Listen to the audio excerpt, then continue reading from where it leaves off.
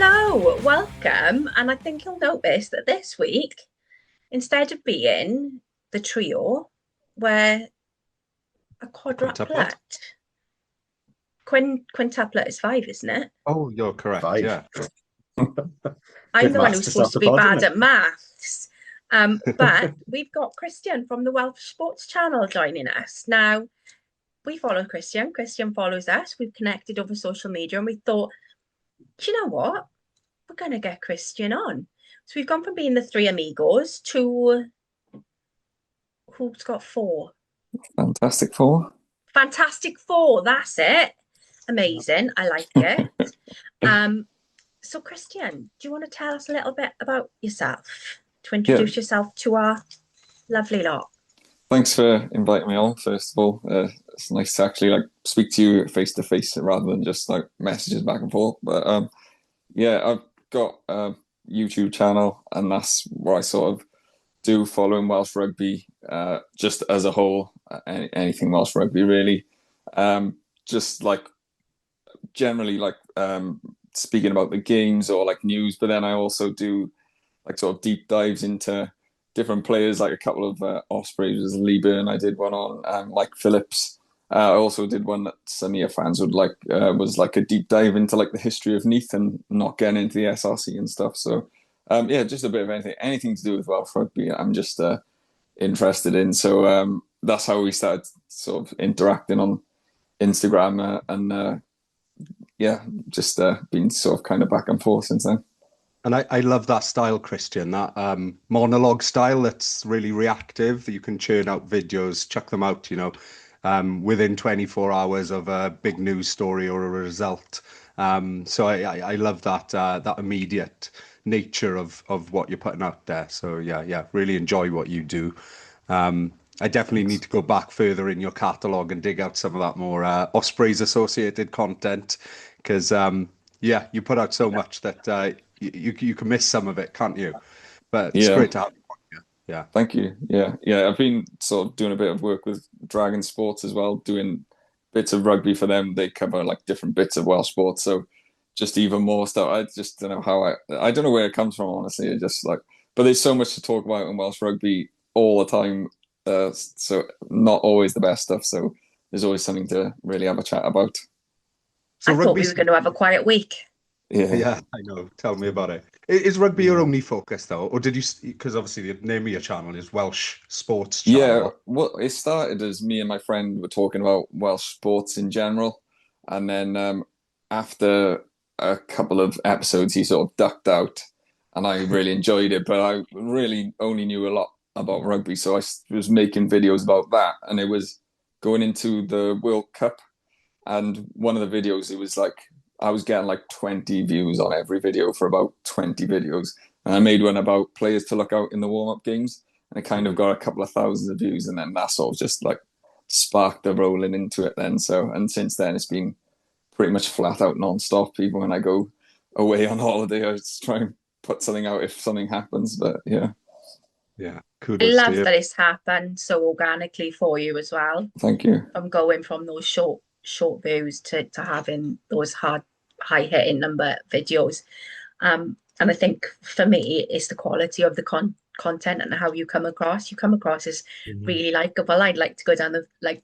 I'm a funny fish, but I would like you to go down the pub and have a chat with you. I think we'd have like a laugh and a really good chat. And I think that's what's engaging.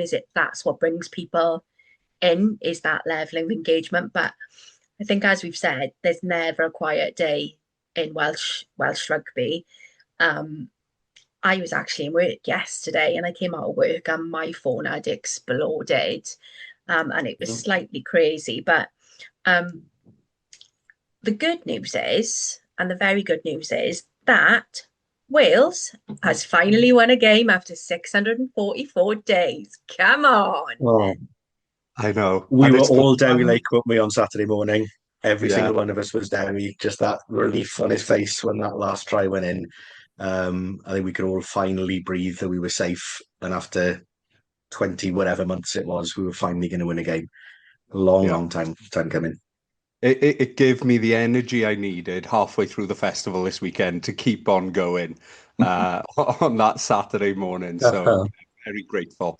But I didn't get to pay full attention to it. So it's actually quite frustrating that for the first time in 18 games, 644 days, the one game that I miss is the one that we go on and, get that monkey off our back. But Me no, too. very pleased, very happy bunny. Yeah. I literally feel like I am the curse breaker in the fact that I did not get up and watch it because I went out the night before to my little cousin's 21st birthday. Happy birthday, Emily. Um, so I didn't get up to watch it, and I kind of woke up bleary-eyed at sort of 8:30, and I was a bit like, yeah, I think it's me now. I'm obviously the bad luck charm for the last That's 18 something. games. You two are never allowed to watch Wales again, now then. Or Rod can half watch it and you can't watch it at all now, Sam. Hey, I'm going out to Dublin next year. I got no choice, mate. Christian, how good did that feel for you on Saturday morning? Yeah, I think relief, like you guys said, is the main word. It was that second half when they got, I think it was 22-24 at one point, and like the exact same emotions I had the week before. I was just like resigned to absolute just disaster because that's what we've been used to. Um, but relief is the only way I can explain it. When Dan went over for that try, I was just like, I literally just shouted. I was actually staying down my in-laws as well, and it was early in the morning. I was just literally shouted the house down, like, and yeah, it was so happy. And then the last like 5 minutes, it was just a lot of, well, the last like 15 minutes, it was just a lot of heart, and it was nice to see from like a team that had come under so much criticism and probably had zero confidence to be able to actually close it out and sort of exercise some of the demons of last week and the last few months. So yeah, it was great, wasn't it? Yeah, yeah. And it didn't just feel like a win. Obviously, we needed that win. It felt a little bit like the start of an identity reset. Not fully fledged. Obviously, we've got a lot of players actually missing, which has been an unspoken thing throughout this. Not a huge amount, but some key individuals, Beard, Grady on the wing. There are improvements that are going to come in the next 12 months. But it certainly felt like there was a good number of youngsters in there that really put their stamp on things, which I was know we're reassuring. biased as Ospreys fans, but I think Dan Edwards has certainly made that number 10 shirt his own now for the sort of foreseeable future, certainly. There's no way they can be dropped for the autumn. I think the shirt is his. He needs a run of games at 10 now to get that confidence going at that level. Whether we lose every game in the autumn, win every game in the autumn, hopefully, but he just needs that consistent run of games now. I think he's nailed on, or at least should be nailed on. I went back and watched, and you can't for a minute say that it was a faultless performance by Dan. Yeah. But what it did show So, is the composure at his age to be able to shrug it off. I think that's for me where his strength is that he doesn't let it get to him. Um, Kind of reminded me of Finn Russell in a little bit of that way, and like shake it off, move on, keep going, keep moving forward. So delighted for Dan. We know he's such a nice lad. We know that he interacts with all of us on socials. Always responds to me, and I was so delighted to see that. Also, so pleased for Keelan Mm. after yeah, nine years of being included. 9 years ago, having that first cap. Mum and Dad was there. I know that Steve Giles would have been absolutely delighted seeing those pictures of him with his boy with the cap on. Amazing. And we got to see Ruben playing as well. I think there were some other really not to be so Osprey centric. I did go back and watch it. I thought Wainwright was superb, he absolutely was. Yeah. superb. Um, Josh, I never get his surname right. McLeod. Again, had a really, really good. I should know how to say that, being like Scottish husband. But again, thought he had a great game. So I think there's a lot that can be taken from that about that composure, as you've said. I Eddie Jones, I love him and I hate him in equal measure. Lots said by him beforehand about the roof being closed. And he thought that it was ironic that Wales were asking for the roof being closed. Now, I think a sunny, wet, whatever weather Cardiff is very different to 32 degrees heat and 67% humidity. So, great that the roof was closed. Again, think it's a lot of metal. We clearly pulled away in that first half, but we showed a lot of metal when those points started coming in the second half to just have that composure and shut it down.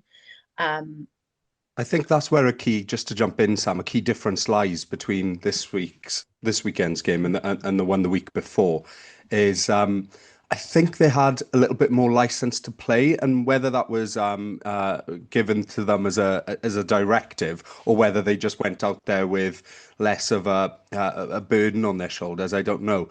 But the lack of coherent structure around them left them sort of play in rather than just trying to execute something. There was a bit more flash from individuals, and that I think inspired the boys to just have that confidence going into that last 20 to just continue, just doing what they were doing in pursuit of the result rather than just caving and crumbling and getting all tight in their mentality, but also in their sort of physicality.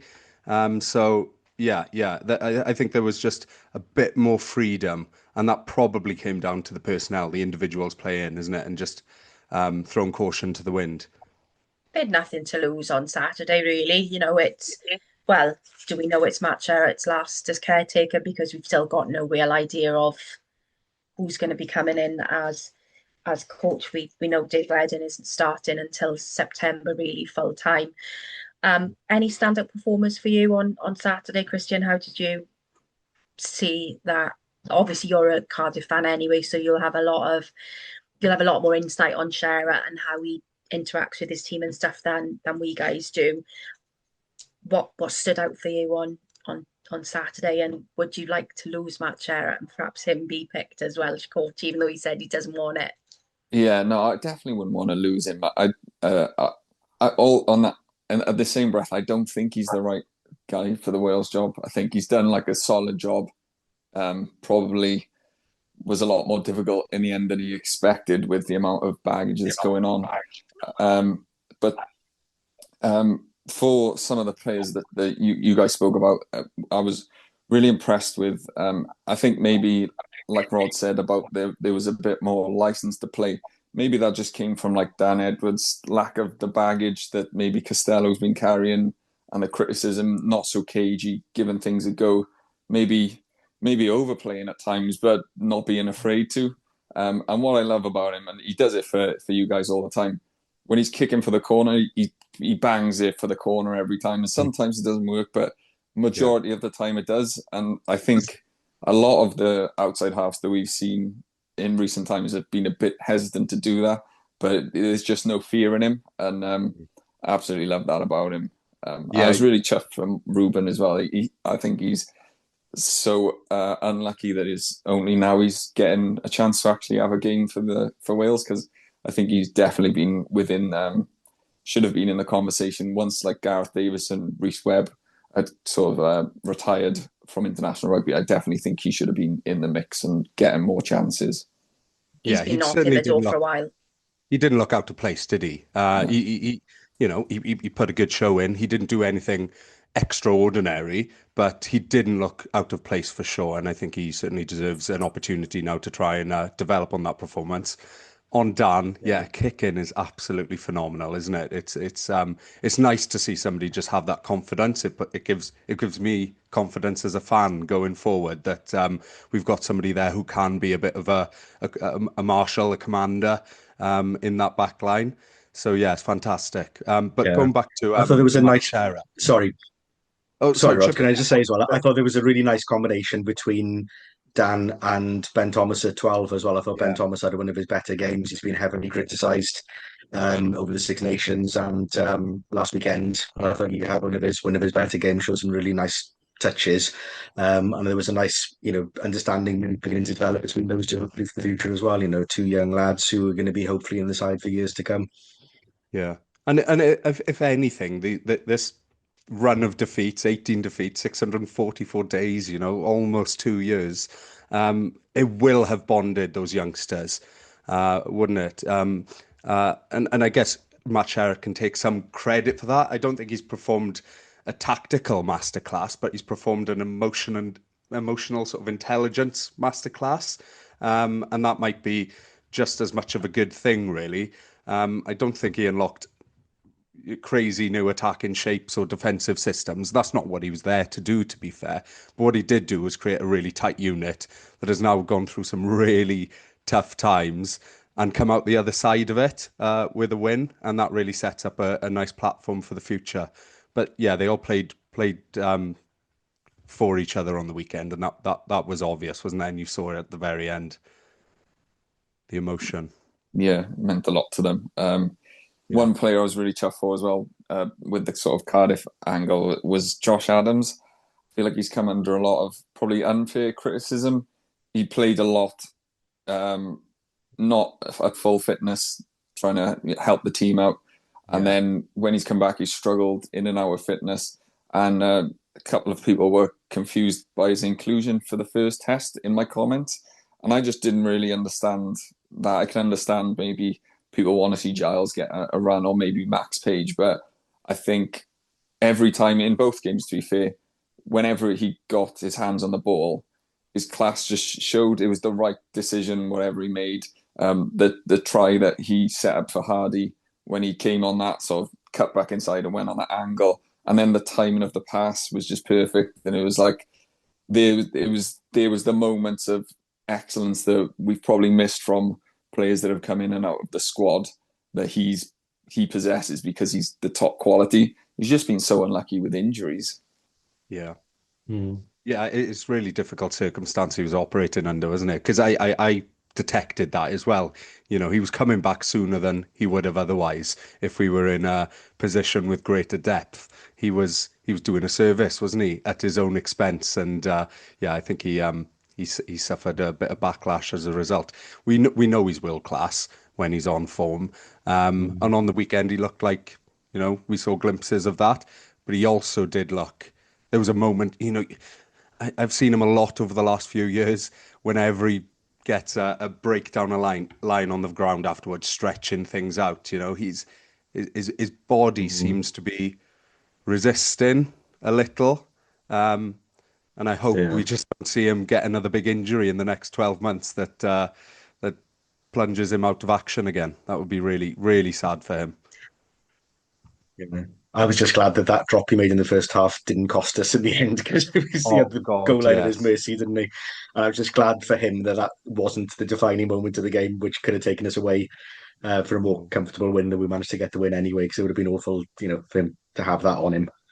Yeah, what was really promising about that was though is that our heads didn't drop after it, because that's what we've seen over the past year and a half, isn't it? Is a single moment in a game that we just can't recover from, whether it's a card, whether it's a decision that goes the other way, whether it's a penalty try or whatever, and we just can't pick ourselves up from it, whether because that's individuals who can't rally the team, or just because of this loser mentality. I don't know, but it was just really pleasing to see that didn't happen after that moment. Yeah. We were all dairy at the end of that, weren't we? Yeah. We were all dairy at the end of that. I think going back as well about the emotional intelligence, I kind of think getting Craig Bellamy in to give them a chat was inspired, because some of what he said would have really resonated with them, by saying Wales is known for rugby. Welsh rugby is still a big thing. You may be on this losing run, but Wales is known for its rugby. So as much as you can continue to be in that team of losers, imagine what will happen if you're in the team that breaks that duck. I think Adam Jones said that it was a really inspiring chat with them.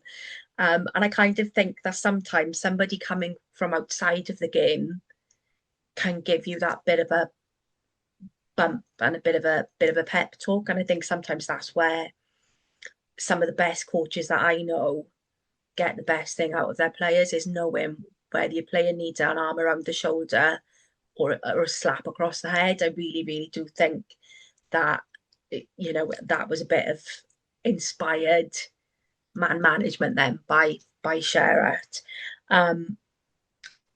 Looking forward, we've got a big autumn. We're playing Argentina, Japan, New Zealand, and South Africa. Looking at how Argentina have been playing, then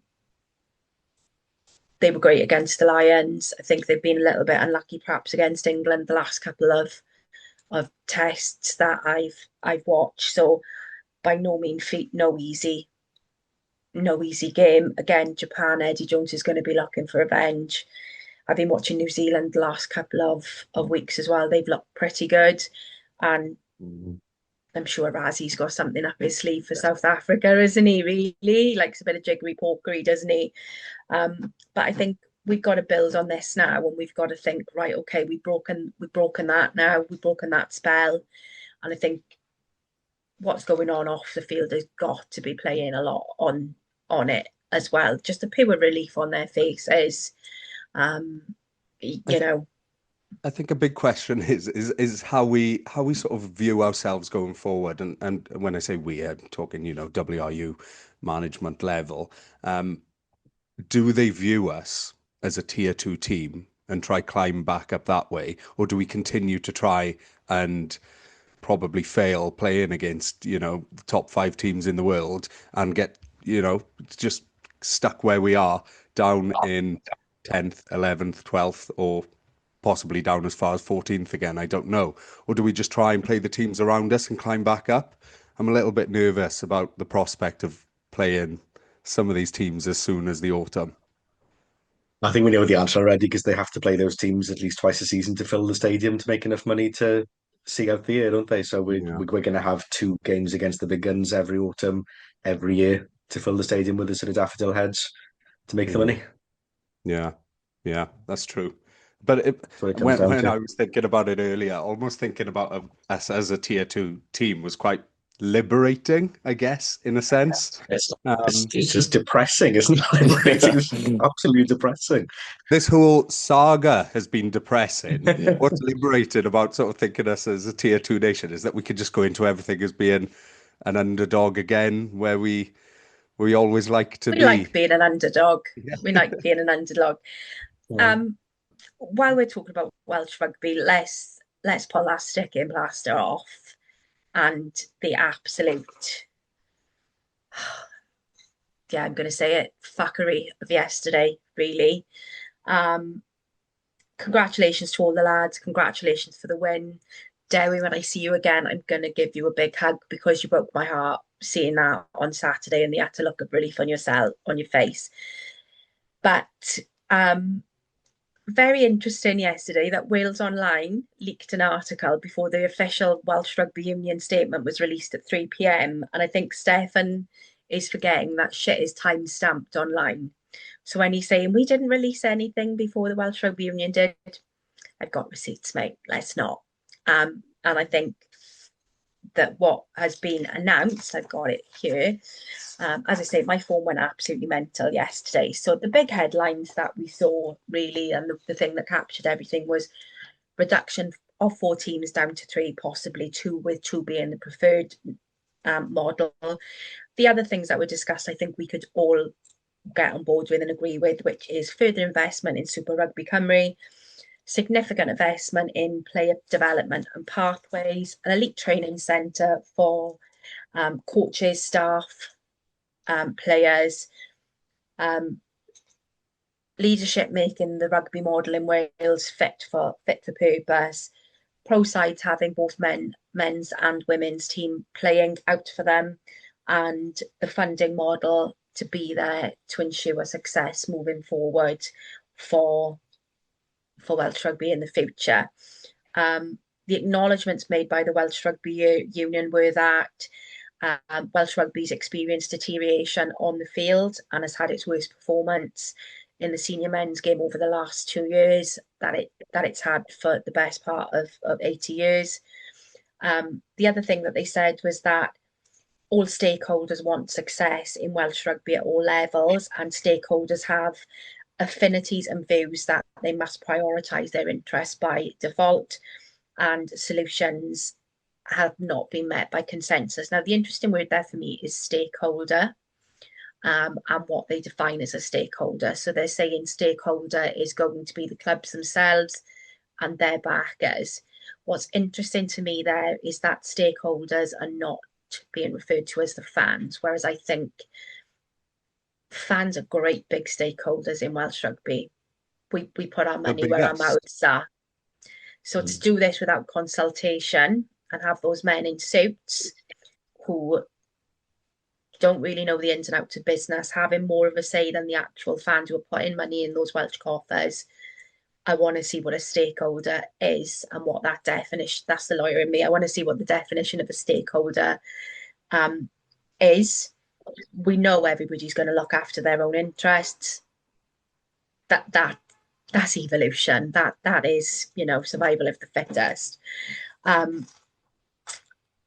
They're then saying that they're looking to agree everything and get it sorted within the board meeting with the Welsh Union by October, and then announce that to all stakeholders. Now, I literally am sick of this now. We've spent 18 months going around and round in circles.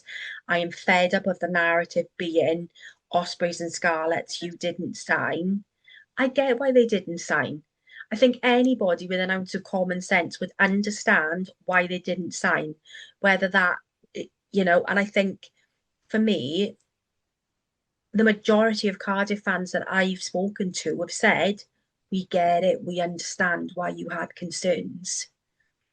We get it. Nobody is apart from, the odd tosser on Twitter, nobody's really coming out and saying, no, it's your fault. I don't know why we found ourselves here. I think the frustrating thing as well is that they're saying they're having conversations with people. Well, how are you having conversations with people? Because you're out in Japan. You're then going from Japan to the Lions. Who's home here? Because to me, Rome is burning while Nero is fiddling. We're a joke. We're a laughing stock. And we've all got our aligned views as Ospreys, Christian. What's your view? Because it must have been scary for you as a Cardiff fan going through what you've just gone through and being bought out. So what's your kind of view on this dumpster fire that's Welsh rugby at the minute? Yeah, it's just constant disappointment, to be honest. I guarantee you that 99.9% of Cardiff fans don't want to be owned by the WRU. Whoever's fault it was, Helford Capital and all that, we ended up getting owned by the WRU. I'm not sure whether it was, done on purpose so they could get a hold of us, or I don't really know. But I think the majority of fans who've got their heads screwed on understand everyone's point of view, but it's getting to the point now where I feel like the WRU are doing their best to play everyone off against each other. I don't blame the Dragons at all for signing the deal. They felt like it was right for them. I understand why, you guys and the Scarlets didn't do it. It's just the concerning thing is everything seems to be happening on the sly. This announcement came out of the blue just after we won the first game in nearly 2 years. They obviously had it sort of ready to go, and I think they've gone, oh, everyone's a bit happy at the moment, bang, let's get it out now. But no one's, they were saying, I was listening to Scrum 5, and they were saying nobody had warning of this, none of the clubs. It was just on their desk. And the next thing you know, they were announcing it in the public. And that was the exact same thing that happened when everyone was out in South Africa. And they said, we're going to be cutting regions and going down. And it's just, there's no clarity. It's all, this is going to happen at some point, but not how we're going to get there. And it just seems like there's no I just still think they don't know how they're going to get around it, and they're still trying to work out how they're going to do it. They want to go down to two, which I think is going to be really detrimental in the long term, even if it brings short-term success in the next 5 to 10 years. In the long term, we'll end up like, no disrespect to Scotland, who can't win anything because once one or two of their top players get injured, there's no depth behind them. And not only that, you're going to lose all the fans who, I mean, like I'll ask you guys, like, if you ended up being a West Wales region and merging with the Scarlets, would you go and watch them? I mean, maybe you would because you're really strong supporters, but how are they going to work No. out? Are they going to play in Llanelli? Are they going to play in St Helens? Like, it's just, there's no way to do it. They think that they're going to do it, and everyone's just going to go, oh, okay, that's how it is. But I just don't think it's going to happen like that. People aren't going to buy it, and I think they've come in and they're outside of, you know, this is not meant in any disrespect to Abby Tierney, but she's come from outside of Wales. And I think in some cases it's great that she doesn't get the tribalism, but in other ways it's not great that she doesn't get the tribalism. 20 years on, we are still having a certain element of Neath contingent who can't forgive that not playing out of the Knoll, St Helens rather than picking the Knoll that we play games at Bridgend. So there is that element there. If we went west, I just couldn't do it. I'm being completely honest, I couldn't do it. We've merged. It's taken us 20 years, but we're kind of getting there with being that one true region now.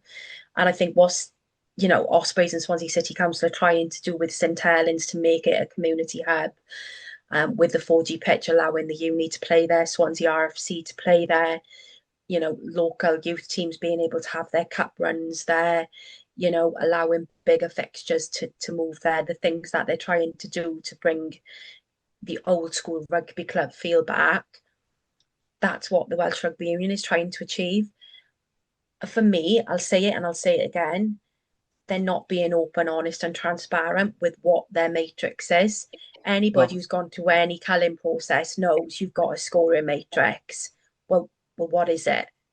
Yeah, exactly. That consultation process and whatever, scoring process they're doing this by needs to be available. Otherwise, people can't accept things that impact them. People are more likely to accept something that they dislike if they can at least understand the justification. But when it's just blind messaging that's being, another big issue, leaked consistently to specific news outlets that just stir up more uncertainty and stir up more speculation, it's just the complete wrong way to go about things.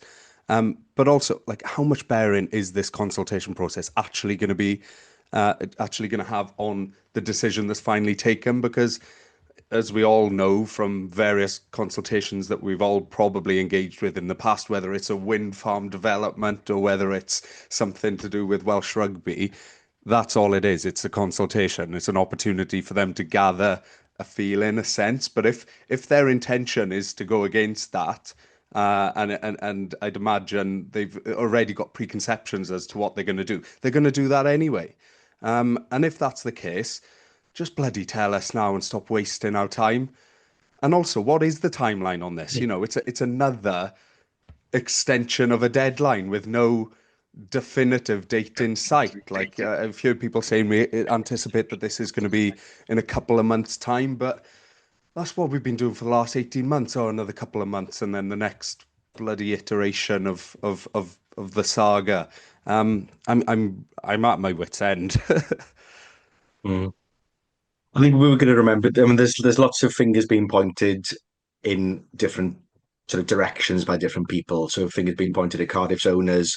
We were on the verge of signing a 4-region agreement. Then the Cardiff situation blew up, which kind of changed everything. Then there's the Scarlets and Ospreys refusing to sign the new PRA, so the finger's being pointed at them for spoiling the situation. I think what we have to remember in all this is that the blame lies squarely at the Welsh Rugby Union's door.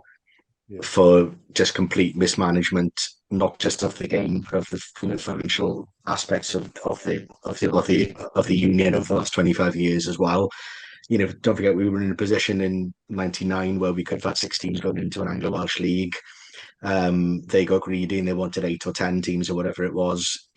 Thinking how the Prem has blown up. Yes, they've lost some clubs or whatever, but in terms of their TV deals, they're bringing in a lot more money to the game than we are with the URC, for example. I do wonder whether the union are putting out the worst case scenario. So when it comes to what the final end game is, it's not going to seem quite as bad, and we'll think, well, at least we've got a region. I do think we have to accept this is where we are now in the game. We can't sustain 4 competitive regions. The Dragons have shown that this season. There's not the player base across Wales to sustain that with what we've got currently, with the system coming through the SRC and everything else. That's going to take years for that to improve. So you can see the rationale behind wanting to reduce in some way. However, I do wonder whether the best we can maybe expect now is some sort of 2+2 situation where you've got the Dragons and possibly us being feeders, but at least we've got a region still. I mean, Cardiff is not going to change. They've made it very, very clear in their actions that the capital club has to remain and has to be strong, and you can understand that to an extent. But whether we end up with the 3 regions, the 2 regions, the East and West, like you said, people are not going to go and support a merged team with the Dragons and Cardiff. Cardiff will stay as they are. The Dragons teams will go out. The Dragons fans will go elsewhere and support Newport or Ebbw or whoever. Same thing with us. Scarlet fans are not going to come to St Helens to watch games. We're not going to go there to watch games either. So, whether we end up with that sort of Irish model of, your sort of Leinster Munster being Scarlets and Cardiff, and then us and the Dragons being the equivalent of Connacht and Ulster. But at least we've got some rugby to watch still. We have an Ospreys still. Because this has dragged on so long now, though, there's increasingly external factors that are going to influence the decisions further. We're now hearing that the URC have, put their 2 cents in and said that they wouldn't accept 3, it would be 2 or 4, because they're already engaging in talks with 2 USA teams to potentially join the competition, and they'd want that to be 2, not 1. So, and they would be directly exchanged for the Welsh teams, presumably. So the longer this goes on, the less power they're going to have sort of in the decision to just make one that's purely based on the interests of Welsh rugby, because they're going to be confined by external voices that are telling them what to do. I feel like if they were more proactive and had done this 6 months ago, 12 months ago, they would have been in a better position just to make the right decision based on the facts in front of them, as it were. Yeah. The frustration is just the silence, isn't it? It's the complete ambiguity of what's going on and where everyone stands. And it makes me laugh because I even did a video about Abby Turney was on somewhere and she was talking about all this money they'd saved. The one joke was that they saved it by 50 grand worth of flowers or something like that. And she was reeling off all these figures. We've saved all this. We're making more money. We're going to be 10 million better off, something ridiculous like that. And then literally 2 months later, they can't afford 4 teams, but then silence ever since. So you want to come and celebrate when you feel like you've got a lot of money going around. And then now the times are tough. They just want to hide away. And I think I think Rod, you mentioned about the leaks. I reckon it's coming right from the top of the union because they want to just soften the blow. They don't want to take it front facing. So they let it go for a few weeks and then they come out later on and say, oh yeah, this is what's going to happen. Exactly what happened when the Wales Online came out about possibly cutting down to 2 or 3. And then now this has come out like a month or 2 later. Oh yeah, we are going to actually do that. It's just cowardice, really. Yeah, and it screams a lack of empathy as well. Empathy towards fans, towards staff at the clubs. It's just heartless the way they're conducting it. And I know it's elite sport. It's business. It's got to have an element of ruthlessness. Otherwise, you're not going to get anywhere. You're not going to have the right people in the room. But the problem is they've just got the You've wrong got to people in have the the room. They're just heart. being, yeah. I think as well, we're starting the process now in August. Why not start it in May, where they could have then had the whole thing sorted by the start of the season? So then the players knew where they stood in September, whether it was going to be 2 more seasons and then this was going to happen. Instead, there's going to be an announcement literally 2 weeks, 3 weeks into the new season. So sort of, good luck, lads. By the way, you haven't got a job in 2 years' time. Yeah, yeah, Just doesn't make any sense. yeah. It's an And absolute joke. another factor is obviously the fact that we still haven't found a head coach, and I'm hoping that's because they're already contract bound until the end of the season, and potentially it's a big name in international rugby who's just waiting to bide their time until they can be released from their contract, and I'm hoping it's not because there's just no Nobody interest. wants it. Obviously we've had the names being touted about. I probably don't want to get into that discussion again, but yeah, it's just concerning. I'll give Has it it a been whirl. 6 months now? 6 months since Gatland left? Has it been that long? Yeah. Well, yeah, because Yeah, middle of the situation. Yeah. So yeah, it's just looking. The longer this drags on as well, is it looks less attractive to a potential suitor for us, doesn't it? It's just shambolic. I mean, we got to give them credit. They've certainly given us plenty to talk about over the last 18 months, isn't it? Like episode to episode, week to week, there's never been a shortage of developments. Even if they're nothing developments, there's just constant Every talking week points. we say we're not going to discuss it until something big Yeah. happens, and then they just blow it. They're like, "Hold out, pint. You need to discuss this now, They say it guys." every week before Every we week, record. I'm like, I'm not miserable of this. discussing. Let's not talk about it this week. And then here we go. I can't shut myself up. They just do it. But It's like Christy was saying, it's just cowardice, doesn't it? They need to just stump up and say, this is our plan, this is what we're doing. I mean, they're the Welsh Rugby Union at the end of the day. They're the leaders of the game for the whole country. We've all led within our different roles at different levels or whatever. Sometimes you've got to make difficult decisions and you've got to pass that information on, which is never popular. Whatever they're going to announce is not going to be happy. Not everybody within Welsh Rugby is going to be happy with whatever decision they make, but they've got to be brave enough to just make that decision, whatever it may be now. Yeah. look, It just calls for strong leadership, and there's a lack of that, isn't it? Strong leadership can be reassuring when things are shit, even if what they're communicating is upsetting to a lot of people. If it's done in a controlled, authoritative way, then people can just get behind it more. But yeah, it's the sneaky sliminess of it all that it just reeks, doesn't it? And you just hear the announcement, can't you? The sort of consultation process will end, and they say, "Oh, well, the club said, the region said." It won't be the union making that decision. They'll pass that on, and no. they'll pass the buck and say, "This is what the consultation decided," rather than "This is what we've decided." But we And need I'm to very see that. much. We need to see that. Sorry, Sam. I just need to emphasize that again. They're probably not listening, but if by any chance somebody's listening in any other professional organization, business, what have you, you would have the minutes of these sort of things published. We'd also probably have a report that's written on the findings of the consultation published as well. We need to be able to see that, and it goes back to what you said, Sam. Are we stakeholders or not?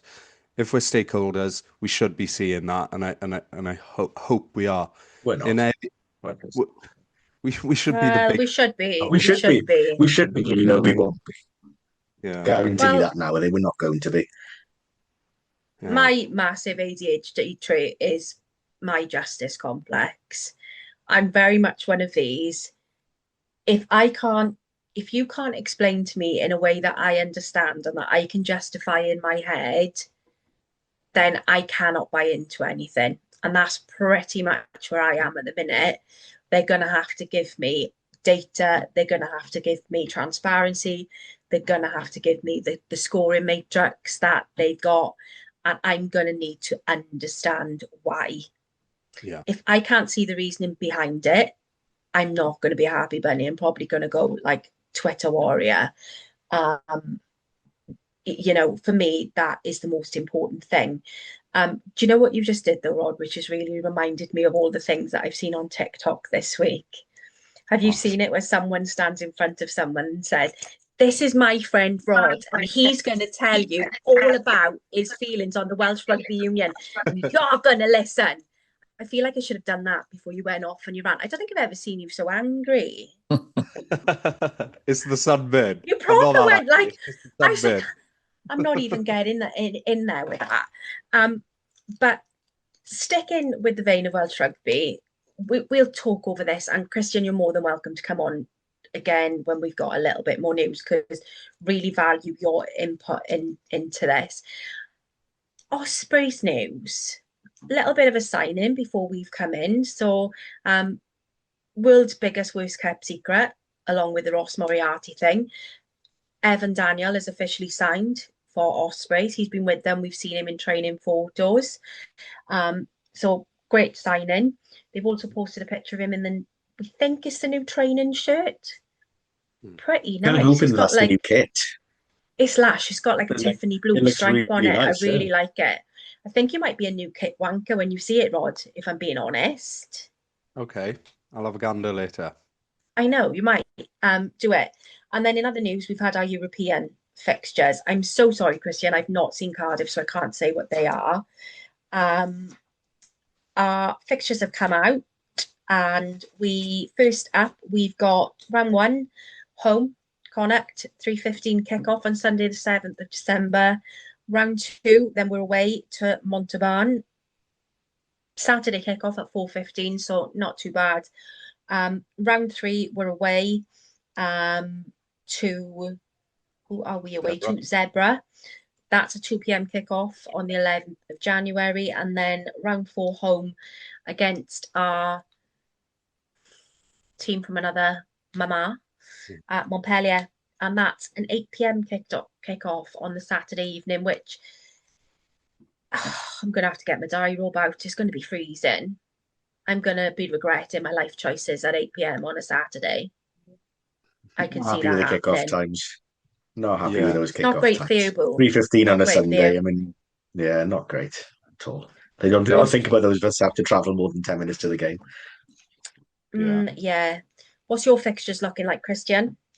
I can't remember. I just remember we got Exeter and I think it's Racer Metro, maybe. I can't remember. I looked like 2 days ago, so it's gone from my head. But You've slept since then, babes. yeah, I know. But on your guys' group, I think that's definitely like a group It's that achievable. is definitely some progression through there. So hopefully there's get a good run going.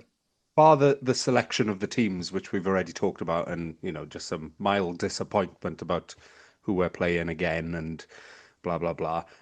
How the fixtures have fallen home and away, I don't think it could have been any better for us, really. So yeah, we've got Montauban recently promoted to the top 14, and Zebra away.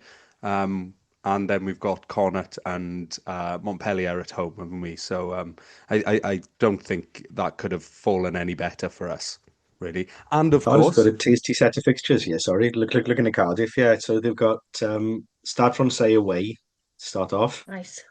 followed by Ulster at home, Racing 92 at home, and then Exeter away. Hmm. are you an away Quite tripper, a Christian? tasty set of fixtures. I'm not. I gotta be honest. I'm No. I'm just busy. I'm busy. I'm trying to get away for the weekend or whatever. It's just not feasible at the moment. I love Well, an away trip. The weekend in Paris in December, then. Yeah, I don't know. I'll have to take my I've wife. never We just been had a abroad. baby, so we're Definitely not then. we're not going anywhere at the moment. For the next 18 years, you are screwed, mate. Unless it involves like the Polar Express or Disneyland Paris at Christmas, you ain't going anywhere. Yeah, I'll try and avoid Disneyland at all costs. No way. Oh, What you've I upset Sam now, Oh, because sorry. Oh dear. what I It never is the world's understand is when happiest families place. take really, really young kids to Disneyland when they're not going to remember it, and they're not going to be able to ride on half of the rides. Take them when they're 15, 16, and they're going to be able to do everything and actually have the memories to hold on to later in life. Yeah, I agree. But Now you both upset me. Just a point on just Evan Daniel. Like that, Christian. Sorry. Just a point on Evan Daniel. I think that's a really good sign, and I'm quite disappointed to see him go.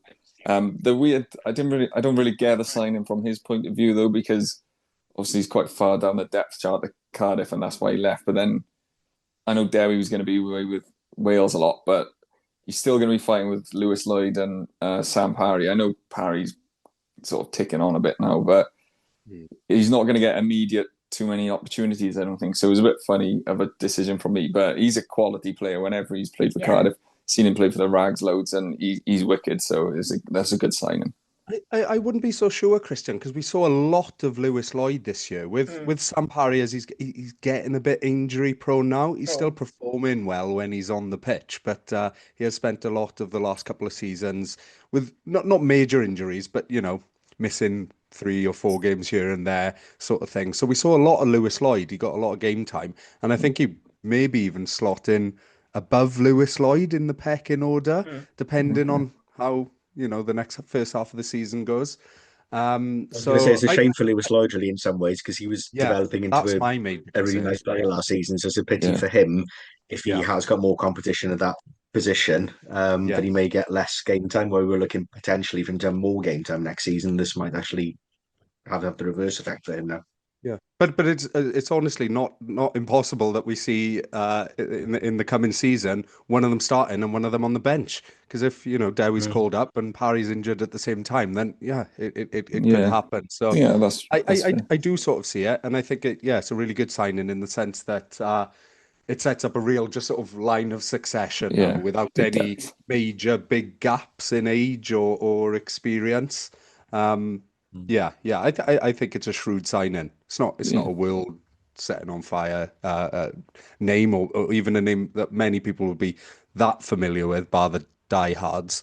But I think he'll impress. I'm looking forward to see him. I think that's where we are, though, isn't it? Oh, sorry, go on. Yeah, I agree. The glimpses that I've seen of him, I think that he's a strong signing. Seeing some bits and bobs of him in training, I think it's a really positive step for him. I agree, Rod. I do think he edges Lewis Lloyd a little bit. And again, Sam Parry, the man with the whitest night trainers I've ever seen in my life. How he keeps them so white, I'll never know. But I do think he's getting to the point now where he can teach these youngsters a lot about what's going on. The other thing this week as well, there was a bit of a hoo-ha about Grenoble saying that they'd signed Fender, and Fender saying, no, I haven't. But then putting his picture up on their website and saying he's joining, and the French press and Wales Online once again posting that he'd signed for them. And him saying, no, I'm here for another year. So he said that, has he? I've missed that development of the story. In what sense has he said that? Explicitly? Private Instagram message. Oh, okay. Well, that's as good as anything. That's good to hear. Because he hasn't long signed an extension, isn't he? So it would have been a strange time to go for him, and a massive loss for us as well. He's really developing into that role, especially with losing Beard now as well. He's a big name for us next season. I'm going to second division France for probably a lot of money. So that's TBC. Yeah. So that's Welsh rugby in a nutshell for now. So should we move on to nice things like the Lions out in Australia? I've got to be honest, I'm doing John's head in because I'm watching all this Lion stuff, and I've started speaking in a really bad Australian accent because I've been watching some Australian commentary as well, and he's like, you can't do a Scottish accent, mate, never mind an Australian one. But Lions, we're heading into our first test this weekend.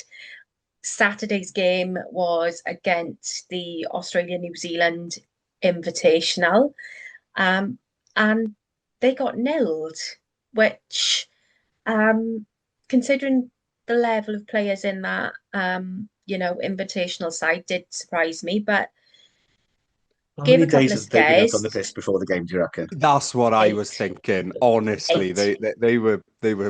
Yeah, it wasn't quite happening from, was it? It was like a sort of barbarians kind of setup, wasn't it? I think they'd had a week of drinking, probably did a few set moves Saturday morning before the game, and then they just rocked up and thought, we'll take on the best that the British They and had a Irish have nice got to shirt offer. though. They did have a nice shirt on. So we had 8 tries. Dewey had 3. He's got his hat trick. Then we had Ben White, Tupolotto, Cummins, Kelleher, and Pollock. Can we just say Pollock's check my pulse try celebration? Thought it was quite understated. Thought he could have gone bigger.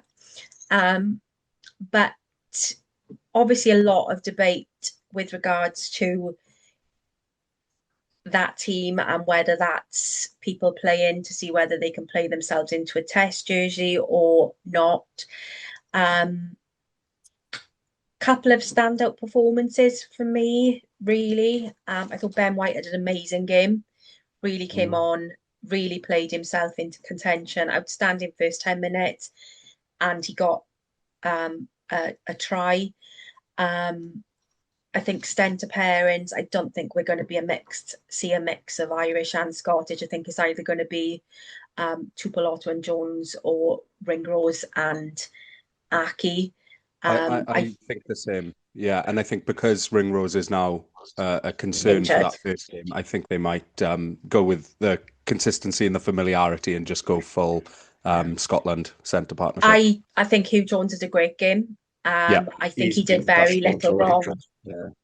Really shoved his hat in the ring. Some lovely passing to Dewey. Duan, or as we call him, Dewey in our house, set him up for one of his tries. That partnership with him and Tupolotto works so well. They obviously drill quite a lot.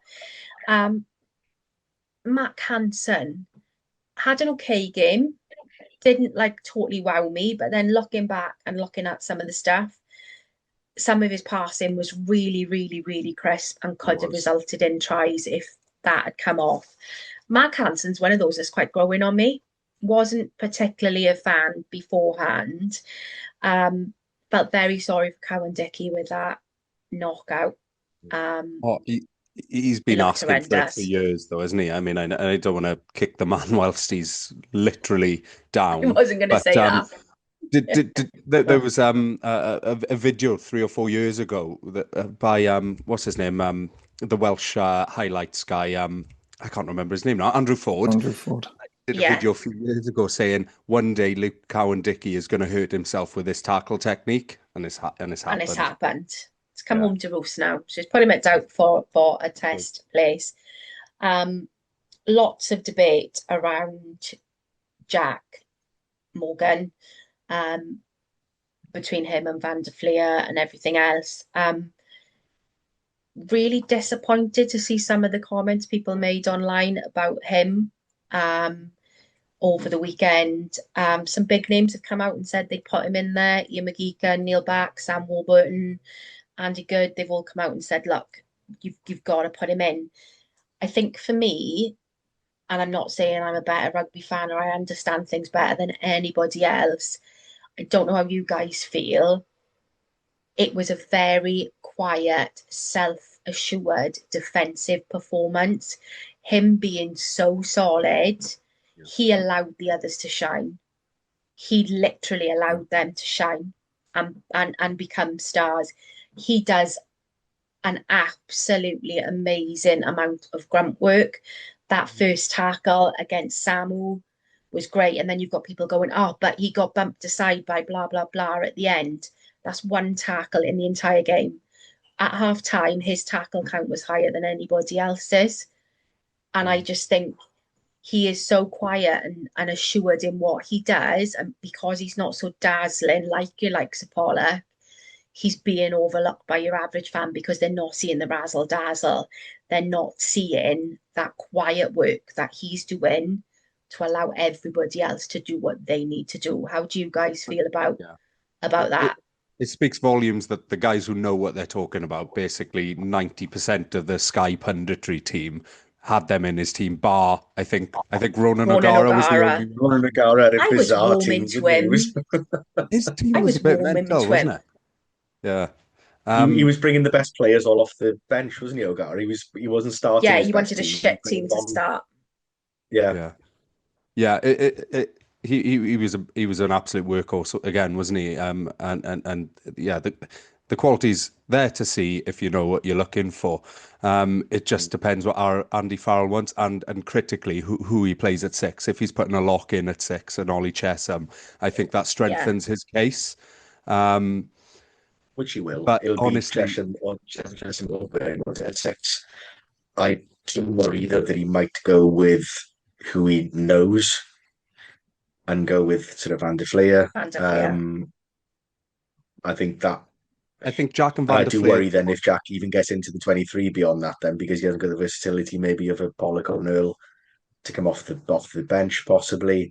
So it could be starting seven or best potentially. I think he should start, like he said.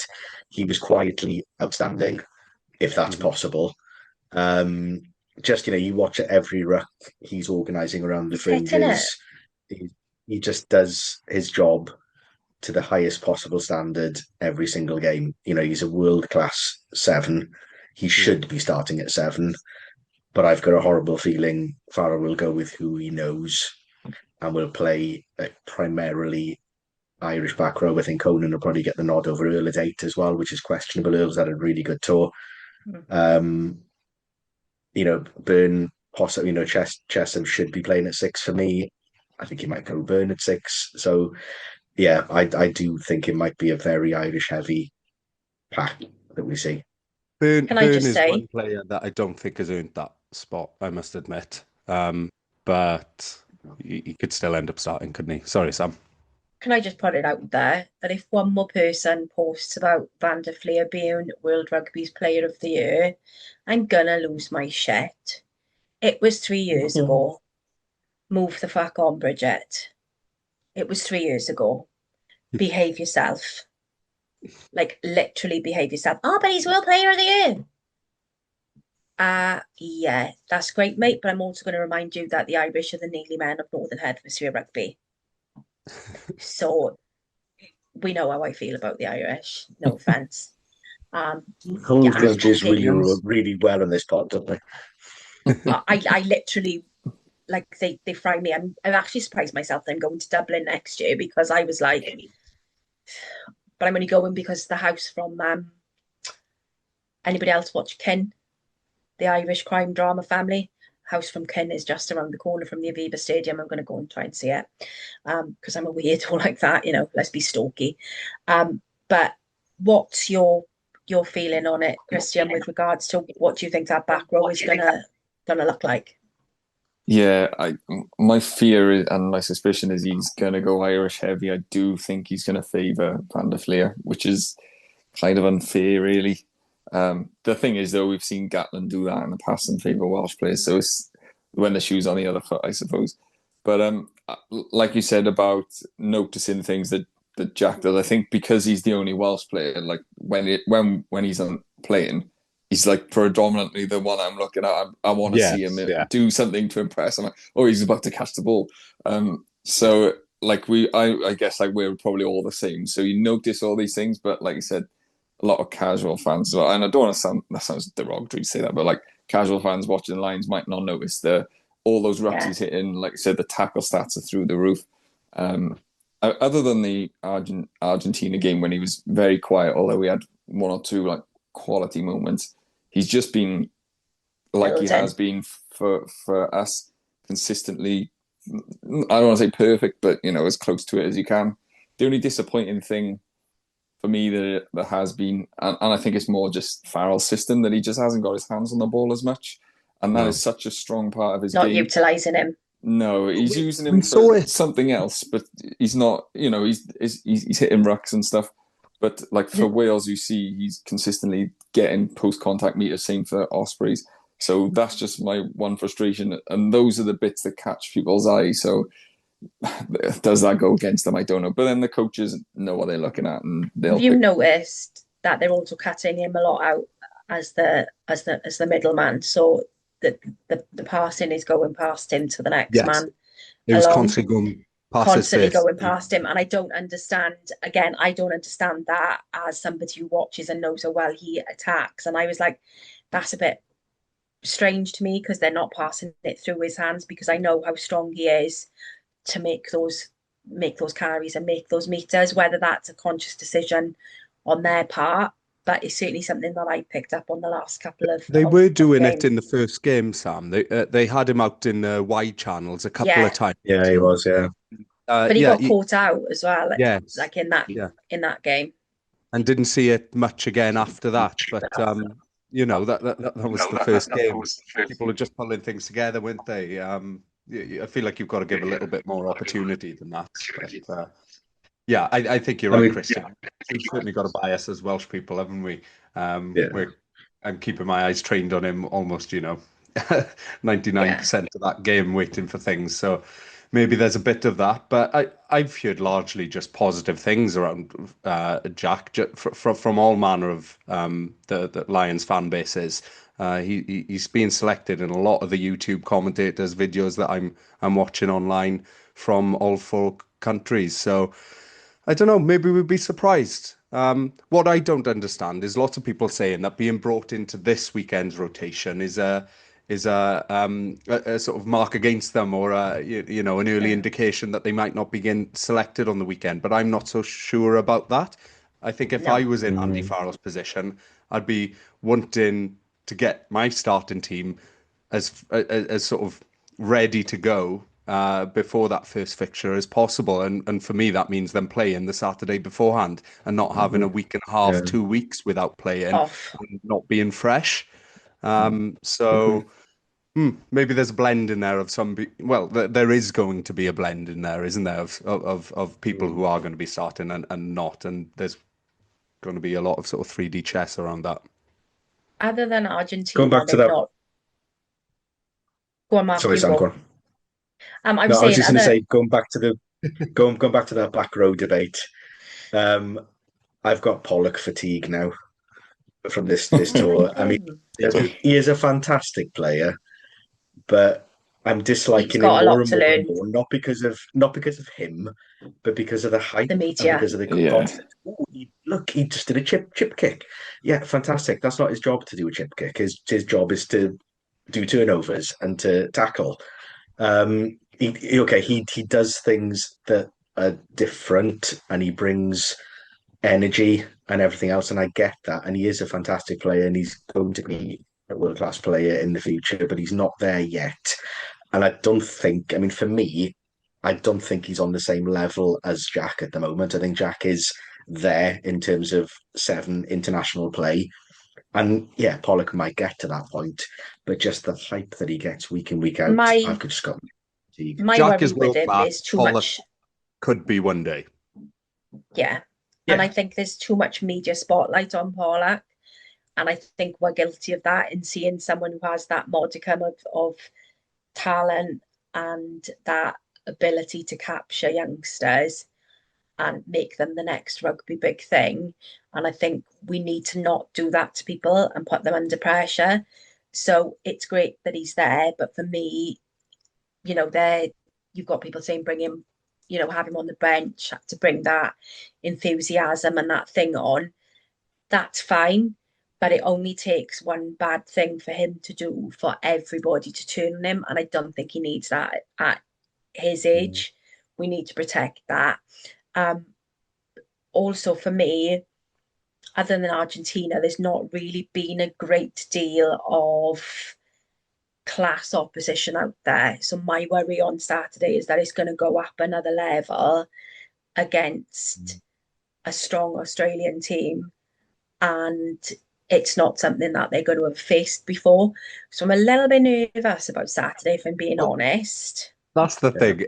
If Jack isn't selected in the 23, I kind of will want them to get exposed. Just Same. just to justify ringing in the changes for the second test. Yeah. Yeah, but something interesting I've been seeing online over the last few days is people already talking about the next tour in 4 years and touting Jack as a future Lions captain. Is that something we see in the crystal ball of his future? because I do. He's got I love him. the consistency, because that's what you need from a captain ultimately, isn't it? And that was one of the concerns coming in around Itoje. His form's been up and down over the last couple of years. When he's on, Let's he's on. face it, When he's he's fucking off, boring. He's boring. He wouldn't inspire me at all. I'm sorry. yeah. Like, I think you're really attractive with your urine and you'd make a cracking clothes model, but I ain't going over the top for you and killing myself. Hmm. Bottom line, Yeah. controversial for me. But I reckon think, I reckon he's a shout. What do you reckon, Christian? I'm not too sure. Personally, I'm not too sure. I love him as a player, but I just think with the Lions, it's a lot more characters, and I worry that him being a quiet man is he. I think to lead the Lions, you have to be one of those big characters. I think. I've said for ages, I think Derry Lake's going to be a Lions captain at one point.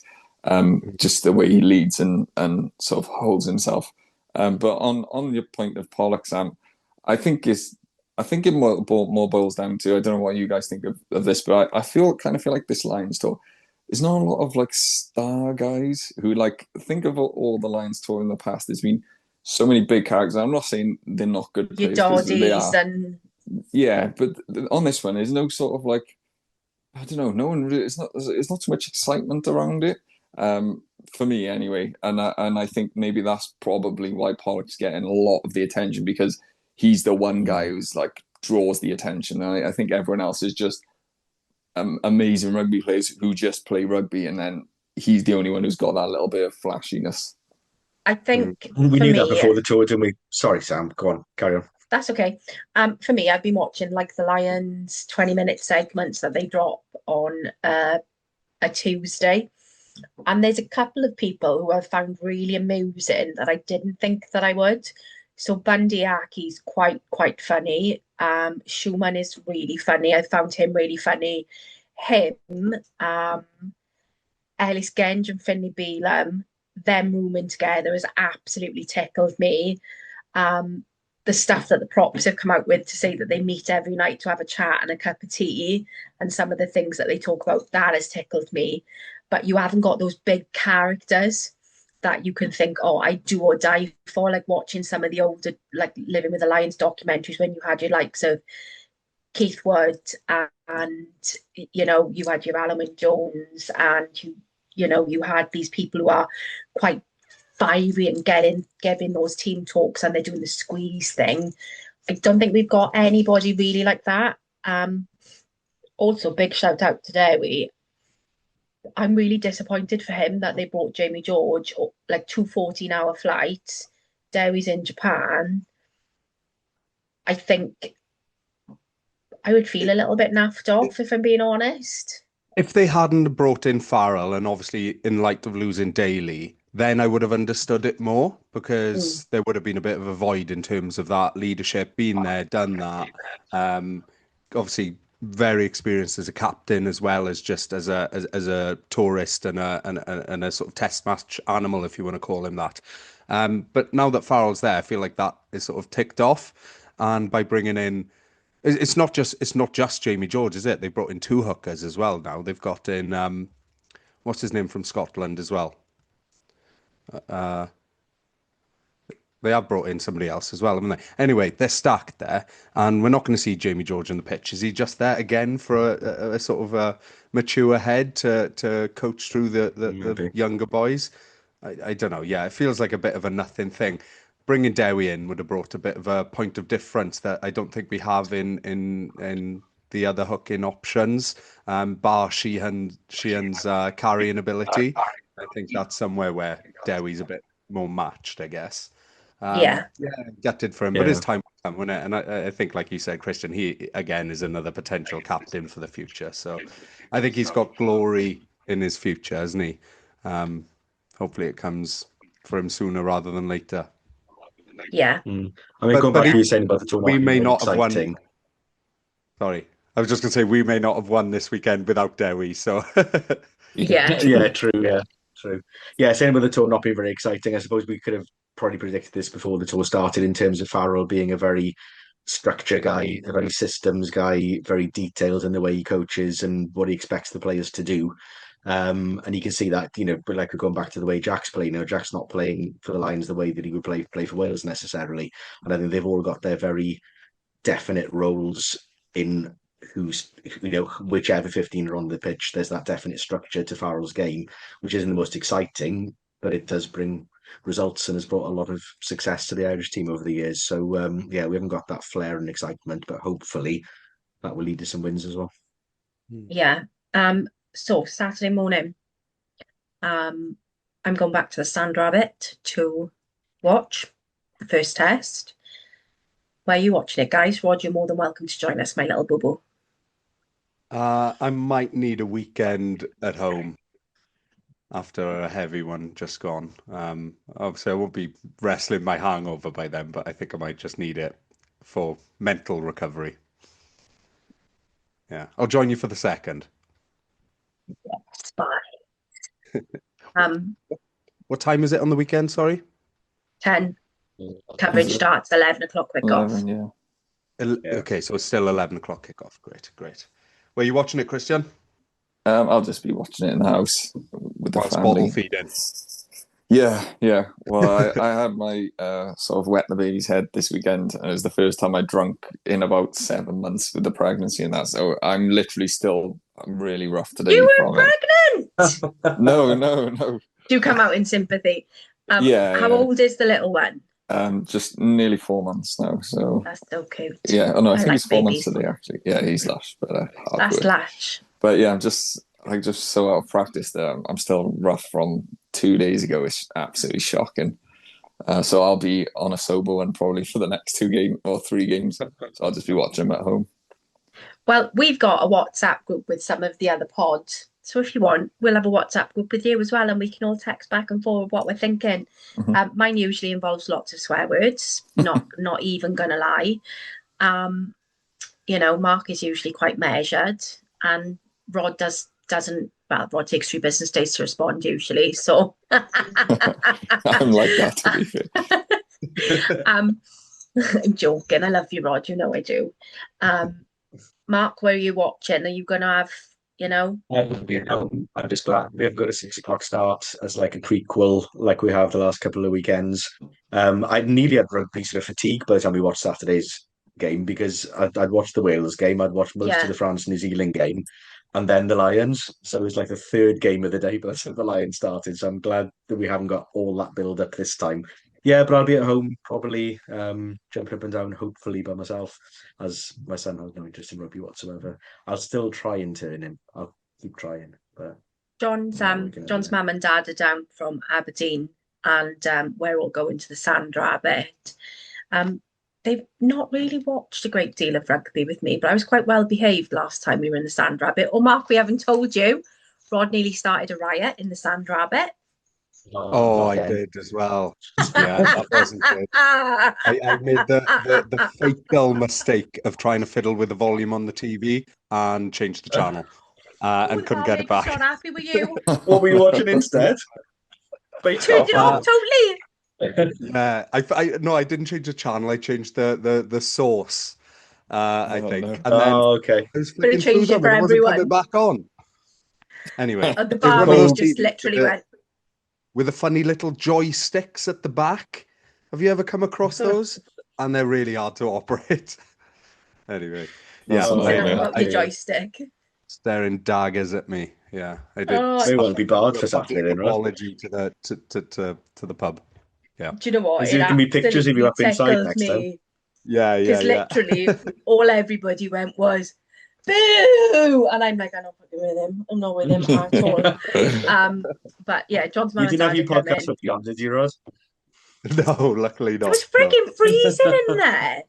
I had my nice Lions top on. Rod had his literally get around to like follows us. He does loads of AI pictures of us, and he did one of me and Rod. And Rod had your standard life one on, didn't you? When I had my Howden's training warm-up jersey on, and he was like new kit wanker and vintage wanker, and I was just laughing because he saw me and Rod. I always buy, like, I'm literally the new kit wanker every year, and Rod's like, look at my £27 bargain I had on vintage. I've never just had a New totally Jersey. made me laugh. Yeah. I think it might be the year for you, babes. It might be the year for you because I think It is. It's about time, look, isn't it? if you were going to stand by me on that terrace, you need a new shirt. And we both got amazing blue eyes, and that Tiffany blue is going to look stunning. See, I'm a traditionalist when it comes to jerseys, and I don't like things that are overly complicated, and they just seem to be getting Just a weirder and weirder stripe. year on year. Oh, you're a Luddite, Well, Um, maybe if the Ospreys do fold, I'll become a Dragons fan because they got the best kit every year anyway. So they got a nice one this year as well. Have you seen it? they always have lovely It's kits. very nice. Tell you who's got a nice kit this year as well is the new Scotland kit. Very, very nice. Very girly, lilac purple bit on there. But you know, it's one of those things, isn't it? But do we think Christian can come on and not have a random? Definitely not. You got to put him in the hot seat. We've got to put him. I literally gotta it's gotta happen. Don't worry, Christian. So, We deal with the stress of this every week. and Okay. do you know what? Sometimes I've What got for? them planned, and sometimes I haven't got them planned. That's Now- when it's scarier when you haven't Yeah, got a plan. now I am You're scared. just going off the top of the dome. And you I have am no idea going off where the you're top going. of the dome, the Thunder Oh Dome. God, here we go. We've often talked about zombie apocalypse on this kind of podcast. I've decided that I'm fine. I'm going to survive. I've got no problem with taking anybody's head off. Only problem I've got is I want to say a bit chubby, but I'm a lot chubby. Running's not really my strong point. So I'm kind of a fight, not a flight kind of gal. And then I was thinking, aliens. What the frig would I do in an alien invasion? Would I survive an alien invasion? Would it be like War of the Worlds? Would they just beam me up and probe me? What would be the deal? So, Christian, you can answer if you'd survive a zombie apocalypse, but I also want to know if you think you'd survive an alien invasion. Like, I don't know if you two are old enough for Starship Troopers. I love it. It's like one of my favourites. Yeah, so do you think you could like be pulled up to the army and survive a Starship Troopers kind of like giant spider thing? What's now Googling Starship Troopers? Probably not. Probably Yeah, not. that's No, exactly not what the I'm doing. aliens. When you're talking about the zombie apocalypse, are you talking about Walking Dead zombies or like 28 Days Later zombies? See, this is a question from somebody who's been asked this before and who's thought about Yeah. it. I thought about think- it. That's what. Yeah, I yeah. think We've never done because- nuance before, have we? No. For me, I'm probably going to go Walking Dead, Okay. Walking Dead zombies because they're the old-fashioned trope, Yeah. like Ash versus the Dead zombies type thing. So I'm more inclined to go with the slow dragon zombies than the fast, rapid Walking Dead or the Last of Us plant ones. Yeah, the Walking Dead ones are a lot more manageable. You can just sort of like run away or sort of build stuff. But yeah, I think I'd be pretty confident. It's literally, you'll probably laugh, but it is something that I've thought about. Me and my friend used to be obsessed with Walking Dead when it came out, and we used to literally have like sit in the pub and talk about it for ages and just come up with like weird plans of what we'd do and how we would survive and where we would meet and all stuff like that. So If shit hits the fan, meet here at this time. this is where Go we to the Winchester, have a wait pint, for all the blow. blow over. I'm a Shaun of the Dead kind of gal, and I would literally be the same as like if you threw my vinyl, I would be not happy as well. So I like it. I like that you've got a plan. I like because I think zombies could really happen. I legit thought when COVID hit that the zombie apocalypse was going to happen. I thought it would evolve into that, and it didn't. And I was kind of gutted by that, if I'm being honest. Like, Kind of good. I was kind of gutted. I thought it would have been epic. But This mean the world is still going. So, yeah, it's like that. Jesus Christ. If you're going to end the world, at least make it fun. yeah, true. Yeah, you know, At least just turn it into a sport. yeah, let me get my cricket bat. But have you Googled Starship Troopers now, Rod? I have, and I've seen the posters, and I'm intrigued. I'll tell you It's that an much. epic film. It's a really, Such really a good good film. film. So it Is had it? Casper Okay. Van Dien in it, Denise Richards, and Neil Patrick Harris.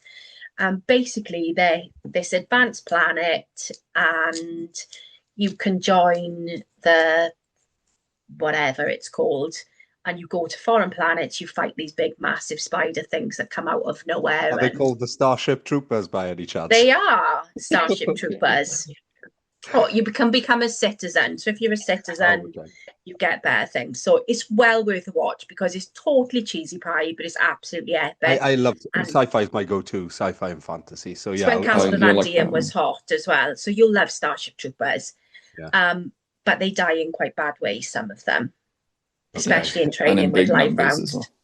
Yeah.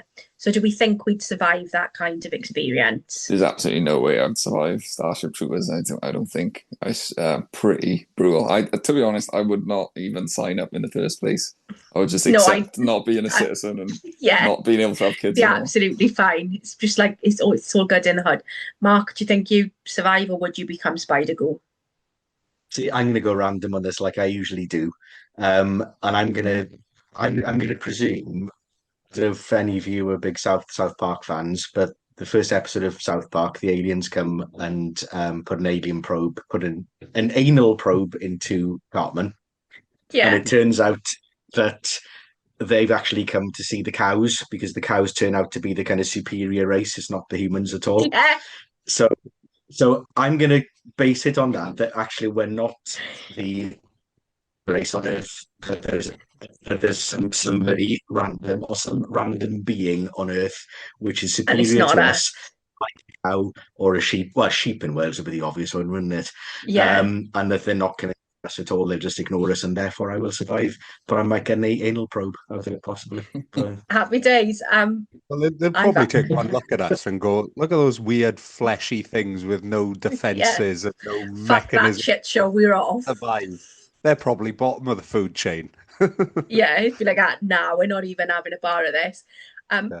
I actually do a really good Cartman impression, actually. I do a couple of impressions, and Cartman is one of them. So much drug, nip grip. I love it. So, yeah.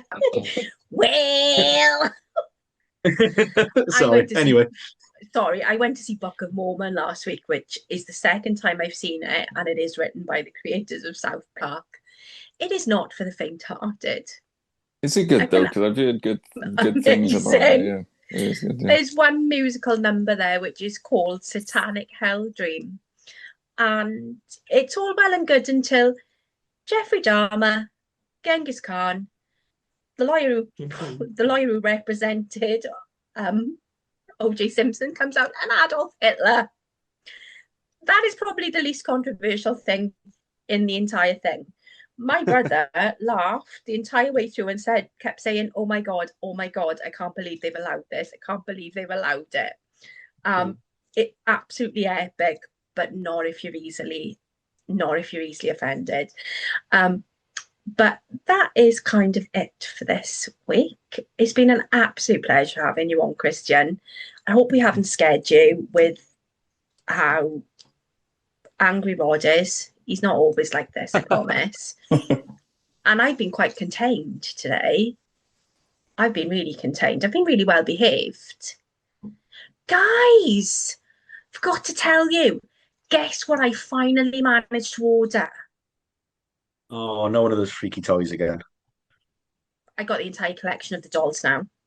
And I had a big nolly. If it's not a doll, it's something to do with Yeti or something. No. But yeah, no, I have got a Yeti cap. I got a new Yeti cap and a new Yeti badge. However, managed to order two Labubus. Oh, I think that's what Mark was referring to, wasn't it? No, my scary dolls are like... It was the really no, scary the shit ones from dolls. last week. Yeah. Oh, those ones, The yeah. scary dolls. Yeah, no. Off screen. However, managed to get two Labubus. Really excited with myself. Then I realised that they're actually on pre-order with Pop Mart and I'm not getting them until the middle of September. Tried all last week to get one on TikTok Live. Didn't happen. My finger was there. Still couldn't get one over the bastard bots. So I will get a Labubu, but it'll be in September. By that point, nobody else will want them or have them. But I'll have them, so I'll be quite happy. And I've started ordering clothes for it as well. So it's going to be very cool. John did say to me yesterday, please don't put any of your dolls on your bag when you go into work. And I had one on both my Yeti bag and my handbag. And they thought it was very cool.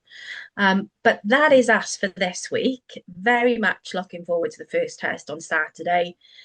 I'm with you, Rod, kind of hoping for Lions win, but if Jack's not playing, they can lose. Screw him. Yeah. Whatevs. Christian, you're more than one. Yeah, petty. Love a bit of pettiness. The bitterest podcast in Wales, aren't we? Yeah. Listen, I'm officially now. I'm going to start referring to myself as an influencer because I've been on both Radio Wales and BBC Wales News on the TV today. My mum has never been prouder. She always thought I'd be on the news because I'd done something bad. Honestly, Sam, it's impressive. You're like go-to person now on if the I fan. Showed you the amount of calls and messages that I've had, and I just say yes now. I'm like, yeah, that's fine. And they're like, how can we introduce you? And I'm like, Samantha Imray from the Black Feather and Ospreys Rugby Fancast. Well, so I will be an influencer eventually. It'll get there, but we'd love to have you on again, Christian. Please come on again. Where can people find you again, Christian? Yeah. On YouTube is the Welsh Sports Channel and the same on Instagram. There is some stuff on TikTok, but I'm not as active on that. YouTube is sort of the main platform I go for. And we'll thanks get for having me your on. stuff shared. Had fun. Get your stuff shared. I'm glad. Thank you. Absolutely glad. So that is us for this week, guys. I think we should say arigato to the boys who are coming home from Japan for that win. And I think we've got to end as I ended last time with a toodles, like the Fosters had. Bye all. Bye. For 7.